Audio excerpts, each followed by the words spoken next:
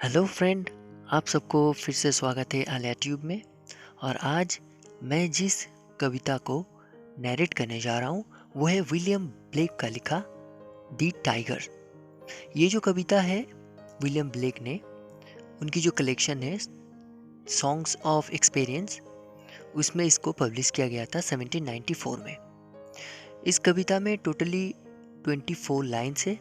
हर एक स्टैंजा में 4 लाइन्स करके इस कविता में रखा गया है। इस कविता का जो राइम स्कीम है वो है ए ए बी बी। तो आइए शुरू करते हैं। पहले तो इसका टाइटल देखिए, द टाइगर।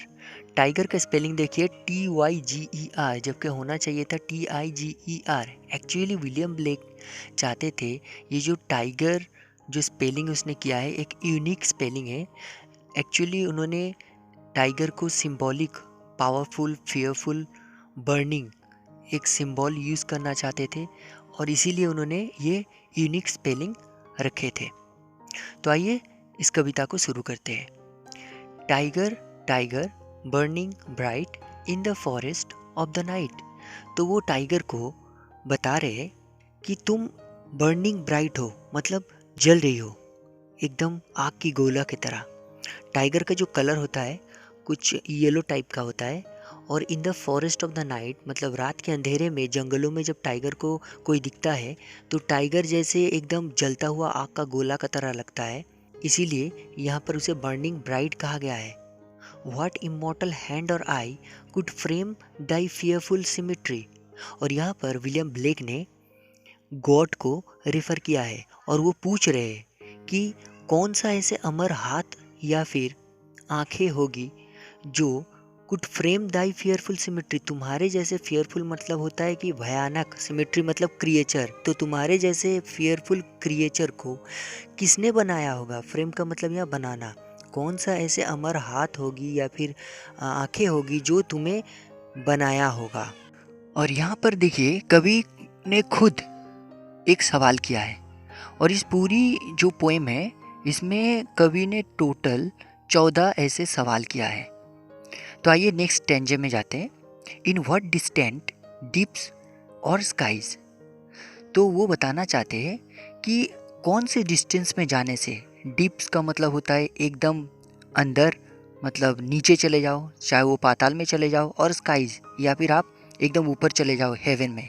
तो कोई भी डिस्टेंस में आप चले जाओ, बर्न द फायर ऑफ दाइन आइज। तो कहीं से भी अगर देखा जाए कि जितने भी ऊपर चले जाओ या फिर कितने भी नीचे से, कितने भी डीप से या फिर स्काई में, तो दिखाई देता है कि तुम्हारी जो आइज़ है, जो आंखें हैं, वो जलती रहती है। बर्न द फायर मतलब यहाँ पर आग के गोला की तरह तुम्हारी जो आंखें हैं वो जलती रहती है। On what wings dare he aspire, what the hand dare seize the fire. यहाँ पर देखिए फिर 2 सवाल किया गया है और यहाँ पर भी गॉड को यहाँ रेफर किया गया है। कभी बताना चाहते हैं कि कौन से ऐसे पंख होंगे, विंग्स का मतलब होता है पंख, डेयर का मतलब होगा साहस। कौन से ऐसे पंख में वो साहस थी, ही एस्पायर जो उनमें थी। गॉड को कहा जा रहा है यहाँ पर कि गॉड कौन सा ऐसे विंग से तुम्हें बनाया होगा, इतनी भयानक, इतना पावरफुल। व्हाट द हैंड, और कौन सा ऐसा हाथ था जो इतना साहस था जिसमें ये फायर, आग का गोला, तुम में जो, मतलब तुम जो जल रहे हो, तुम जो पावरफुल हो, बर्निंग हो, ऐसे तुम्हें बनाने में वो कौन सा हाथ था, कौन सा ऐसा पंख था जिन्होंने तुम्हें बनाया होगा। नेक्स्ट स्टैंजा में कवि बताते हैं and what shoulder and what art. कौन सा ऐसा कंधा था, मजबूत कंधा, और कौन सा ऐसा आर्ट था, कला थी, could twist the sinews of thy heart, जिन्होंने तुम्हारी जो हार्ट है मतलब हृदय है, सिन्यूज का मतलब होता है जो वेन्स होता है, उसको बनाया होगा। तो कौन सा ऐसा कंधा था, कौन सा ऐसा आर्ट था जिन्होंने तुमको, तुम्हारी हार्ट की जो, मतलब जो सिन्यूज है, उसको बनाया होगा। And when thy heart began to beat, what dread hand and what dread feet. और जब तुम्हारे अंदर जान डाला गया होगा, जब तुम्हारी जो हृदय है, हार्ट है, उसमें बीट आया होगा, मतलब हार्ट बीट जब हुआ था, तुम्हारे अंदर हार्ट बीट डाला गया था, तो कितना तुम्हारा जो हाथ है वो कितना भयानक हो गया होगा, और तुम्हारा जो पैर था वो भी कितना भयानक हो गया होगा। तो इसका मतलब ये है कि टाइगर को जब गॉड ने बनाया था तो कितना पावरफुल शोल्डर से कितना एक कला यूज़ किया गया था उसका हार्ट बनाने में, और जब उसके अंदर जान डाला गया था तो उसका जो हाथ था या पैर था वो कितना ड्रेडफुल था, ये यहाँ पर बताया गया है। उसके बाद नेक्स्ट स्टैंजा में फिर से कवि सवाल कर रहा है, what the hammer, what the chain. यहाँ पर देखिए जो लोहार होता है उसको यहाँ पर दिखाया गया है कि लोहार जिस तरह से हैमर से या फिर चेन से और जो औजार होता है उस चीज़ से किसी चीज़ को, लोहे का चीज़ को बनाता है आग से, उसी तरह वो पूछ रहे, कभी पूछ रहे कि कौन सा ऐसा हैमर था, कौन सा ऐसा चेन था, कौन सा ऐसा लोहार था, in what furnace was thy brain. Furnace का मतलब होता है जो जो भट्टी होता है जहाँ पर आग जलाया जाता है, लोहार जहाँ पर आग जला के लोहे को गर्म करता है, उसको पीटता है, फिर मजबूती बनाता है।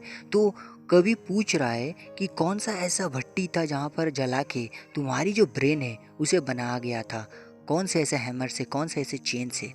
व्हाट द एनविल, एनविल मतलब दोस्तों एक औजार टाइप का होता है लोहे का, जिसके ऊपर रख के लोहे को पीटा जाता है। What dread grasp dare its deadly terrors clasp, और कौन सा ऐसा वो औजार था जिसके ऊपर रख के मजबूती से पकड़ के, ड्रेड ग्रैप्स का मतलब होता है मजबूती के साथ पकड़ के ये साहस किया गया था तुम्हारे जैसे डेडली एक टेरर को जन्म देने के लिए। तो फिर से यहाँ पर सवाल के ऊपर सवाल किया जा रहा है और गॉड को यहाँ पर दिखाया जा रहा है कि किस तरह से गॉड कितनी खूबसूरती के साथ, कितनी तकल्लुफ़ के साथ इस टाइगर को बनाया होगा। उसके बाद वाला स्टैंजा में कभी बताते हैं कि when the stars threw down their spears and watered heaven with their tears. तो जब तुमको बनाया गया था, टाइगर को बता रहा है कि गॉड ने जब तुमको बनाया था तो तब स्टार्स जो थे, जो तारे थे, वो लोग क्या किए थे, अपना जो स्पेयर्स था, मतलब यहाँ पर औजार टाइप का होता है, कुछ वेपन्स टाइप का, तो वो लोग फेंक दिए थे। तारे जो थे वो टूट गए थे और तारे इतना रोए थे कि हेवन भी शायद पानी से भर चुका होगा था, आँख की जो आंसू है आंसू से भर गया होगा जब तुम्हें बनाया गया था, क्योंकि गॉड ने तुमको बहुत ही मेहनत के साथ, बहुत ही पावरफुली तुमको बनाया था। Did he smile his work to see, और जब उन्होंने मतलब गॉड ने तुम्हें बनाने के बाद तुमको देखा होगा तब शायद वो हंसे थे, अपने जो काम है, अपने वर्क को देख के उन्होंने हंसे होंगे। Did he who made the lamp make the, और यहाँ पर फिर से सवाल करते हैं कवि, क्या वही है बनाने वाला तुमको जिसने लैम्प को बनाया था। तो यहाँ पर सॉन्ग्स ऑफ इनोसेंस में द लैम्प जो कविता है यहाँ पर दिखाया गया है कि लैम्प जो है वो इनोसेंसी का सिंबल है, और टाइगर जो है वो एक्सपीरियंस का सिंबल है, पावर का सिंबल है। तो पूछ रहे कवि, जिन्होंने इनोसेंस बनाया होगा लैम्प को, क्या उसी ने तुमको भी बनाया होगा, इतना ड्रेडफुल, इतना पावरफुल, इतना डेडली। कवि पूछ रहे। उसके बाद लास्ट स्टांजा में कवि फिर से वही पहला वाला स्टांजा रिपीट कर रहे हैं, tiger tiger burning bright in the forest of the night, what immortal hand or eye dare frame thy fearful symmetry. तो टाइगर तुमको किसने बनाया होगा, इतना पावरफुल, इतना चमत्कार, इतना खूबसूरत। जब तुम जंगल में रात के अंधेरे में जब तुम्हें दिखता है कोई, तो तुम कितना बर्निंग और ब्राइट रहते हो, और कौन सा ऐसा इमॉर्टल हाथ होगा या फिर आंखें होंगे जिसने तुमको बनाया होगा। Dare frame thy fearful symmetry, तुम्हारे जैसे भयानक एक क्रिएचर को किसने बनाया होगा। तो फिर से ये सवाल कवि ने यहाँ पर किया है।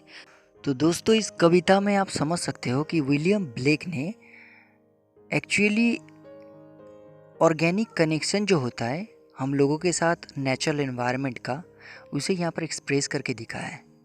तो जिस वक्त ब्लेक ने ये कविता लिखा था उस वक्त ब्रिटेन में क्या चल रहा था, एक experiencing a great deal of economic and social change with the industrial revolution in full swing.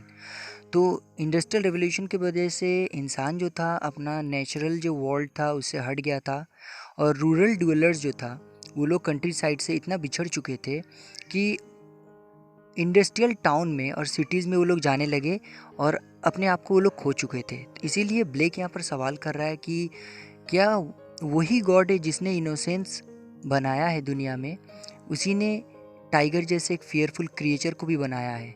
इंसान की जो कमियां होती है, जो इंसान गलतियाँ करती है या फिर इंसान का बदल जाना और ह्यूमैनिटी से पीछे हट जाना, इसी चीज़ को यहाँ पर मेनली विलियम ब्लेक ने बहुत ही खूबसूरती के साथ द टाइगर को सिंबलाइज करके फेयरफुली ड्रेडफुली दिखाया है।